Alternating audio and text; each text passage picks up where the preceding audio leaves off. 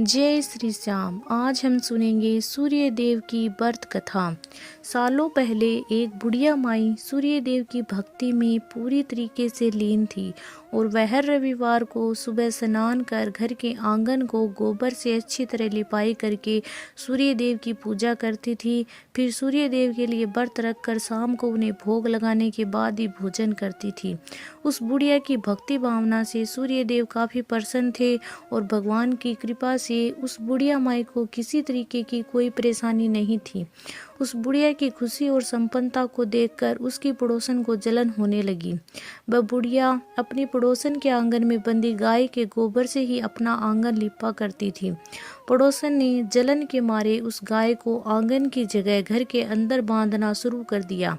अब अगले रविवार को सुबह बुढ़िया माई को सूर्य देव की पूजा करने के लिए घर गाय का गोबर नहीं मिला, जिस कारण वे सूर्य देव की पूजा नहीं कर पाई और पूरे दिन खुद भी भूखी रही। रात में सूर्य देव उस बुढ़िया को सपने में आए और उससे पूजा न करने और भोग न लगाने का कारण पूछा। जवाब में बुढ़िया ने बताया, घर के आंगन को लीपने के लिए गोबर नहीं मिला, इसलिए पूजा नहीं कर पाई। पूजा नहीं की तो भोग भी नहीं चढ़ाया। बुढ़िया की बातें सुनकर सूर्य देव उनसे कहते हैं, मैं तुम्हारी भक्ति से प्रसन्न हूँ, इसलिए मैं तुम्हें एक गाय दे रहा हूँ, वो तुम्हारे घर को धन से भर देगी। ये कहते ही सूर्य देव उसके सपने से चले गए। अगली सुबह जब बुढ़िया की आंखें खुली तब वह देखती है कि उसके आंगन में एक सुंदर गाय और बछड़ा बंधा हुआ है। यह सब देखकर वह हैरान हो गई। उसे सपने की कोई बात याद नहीं थी। उसे इसे सूर्य देव की कृपा समझी और गाय को चारा देने लगी। बुढ़िया के आंगन में सुंदर गाय और बछड़े को देखकर पड़ोसन की जलन बढ़ गई। कुछ देर बाद जब बुढ़िया घर के अंदर जाती है तो गाय सोने का गोबर करती है। यह देखकर पड़ोसन चौंक जाती है और उस गोबर को उठाकर अपने घर ले जाती है और अपनी गाय के गोबर को उसके आंगन में रख देती है।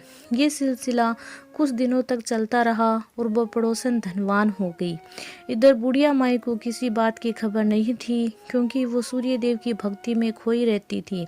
उधर सूर्य देव को उस महिला की हरकतों पर काफी गुस्सा आता था। उसके गुस्से के कारण धूप काफी बढ़ जाती, जिसके कारण बुढ़िया गाय और अपने बछड़े को घर के अंदर बांध देती। उसी रात आंधी चलने लगती, इसलिए वह गाय और बछड़े को आंगन में नहीं निकालती। रात भर गाय घर के अंदर ही बंधी रही। सुबह जैसे ही बुढ़िया की नींद खुलती तो वे सोने का गोबर देखकर हैरान हो जाती है। उस दिन के बाद से रोजाना वो गाय को घर के अंदर ही बांधने लगी। गाय के सोने के गोबर से बुढ़िया धनवान हो गई, जिसे देखकर पड़ोसन को और जलन होने लगी।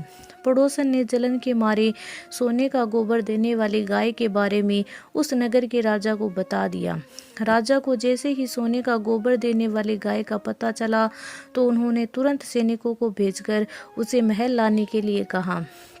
जब सैनिक बुढ़िया के घर पहुंचते हैं तब वह सूर्य देव को भोग लगाकर खुद भोजन करने के लिए निवाला उठाने ही वाली थी कि तभी सैनिक गाय और बछड़े की रस्सी खोलकर उन्हें अपने साथ ले जाते हैं। बुढ़िया उनसे गाय और बछड़े को न ले जाने की प्रार्थना करती है, लेकिन राजा के सैनिक बुढ़िया की एक नहीं सुनती हैं। कुछ ही देर में सैनिक गाय को राजा के पास ले जाते हैं। राजा गाय की सुंदरता को देखकर बहुत खुश होता है और उसे अपने ही पास रख लेता है। गाय व बछड़े के जाने के गम में बुढ़िया माई बिना खाए पिए पूरे दिन सूर्य देव से गाय और बछड़े को लौटाने की प्रार्थना करती है। इधर दूसरे दिन सुबह राजा सोने का गोबर देखकर हैरान हो जाते हैं। उधर बुढ़िया माई भूखी प्यासी सूर्य देव की प्रार्थना में लगी रहती है। बुढ़िया की तकलीफ देखकर सूर्य देव अगली रात राजा के सपने में आकर कहते हैं कि अगर तुमने इस गाय और उसके बछड़े को नहीं लौटाया तो मैं तुम्हारे राज्य को संकट में ला दूंगा, तुम्हारी धन संपत्ति सब नष्ट हो जाएगी। सूर्य देव की बातें सुनकर राजा की नींद टूट जाती है। दूसरे दिन सुबह वो बुढ़िया को गाय और बछड़ा लौटा देते हैं। साथ ही उसे कुछ धन भी देते हैं और उसकी पड़ोसन को सजा देते हैं। सूर्य देव की इस चमत्कारिक गाय और बुढ़िया पर उनकी कृपा को देखकर राजा पूरे नगर में लोगों को हर रविवार सूर्य देव की पूजा करने व व्रत रखने के लिए कहते हैं। तभी से ही रविवार के व्रत का चलन शुरू हुआ। राजा पूरे राज्य में खुशियां ही खुशियां छा गई। इस कहानी से हमें ये सीख मिलती है, दूसरों के प्रति द्वेष भाव रखने से खुद की हानि होती है। जीवन में जितना हो सके सामने वालों की मदद करनी चाहिए। बोलो सूर्य देव की जय हो।